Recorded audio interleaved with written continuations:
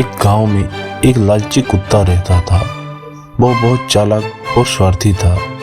खाने पीने की चीजों पर उसकी हमेशा नजर रहती थी। उसे जो भी खाने को मिलता वो कभी संतुष्ट नहीं होता, हमेशा और अधिक की लालच में रहता। एक दिन वो गांव के पास की नदी के किनारे से गुजर रहा था। अचानक उसे मांस का एक टुकड़ा दिखाई दिया। उसकी आंखें चमक उठी। वो बिना किसी देरी की उस मांस के टुकड़े को उठाकर भागने लगा। वो सोच रहा था कि अब उसे कुछ दिन तक खाने की चिंता नहीं करनी पड़ेगी। उसकी भूख तो पूरी हो गई, लेकिन लालच अभी भी बाकी था। वो मांस का टुकड़ा मुंह में दबाए गांव के बाहर एक सुनसान रास्ते पर चलने लगा। चलते चलते उसे एक नदी पार करनी पड़ी। नदी पर एक छोटा सा पुल था।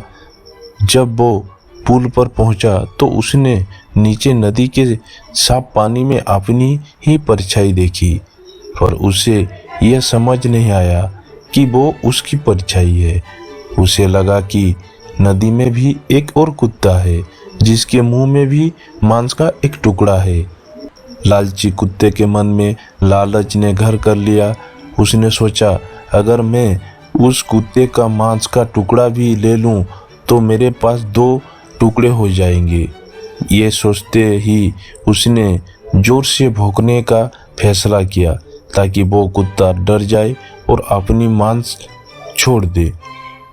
जैसे ही उसने भौंकने के लिए मुंह खोला, उसके मुंह से मांस का टुकड़ा नदी में गिर गया और पानी के बहाव में वो बह गया। अब ना तो उसके पास मांस का वो टुकड़ा था और ना ही नदी में दूसरा कुत्ता था। वो समझ गया कि जो उसने देखा था वो उसकी ही परछाई थी। लालची कुत्ता बहुत दुखी हो गया। उसने सोचा, अगर मैंने लालच नहीं किया होता और अपने मांस संभाल कर रखा होता तो आज मैं भूखा नहीं रहता। दोस्तों, कहानी से हमें ये शिक्षा मिलती है कि लालच बुरी वाला है। जो हमारे पास है हम उसी में संतुष्ट रहना चाहिए।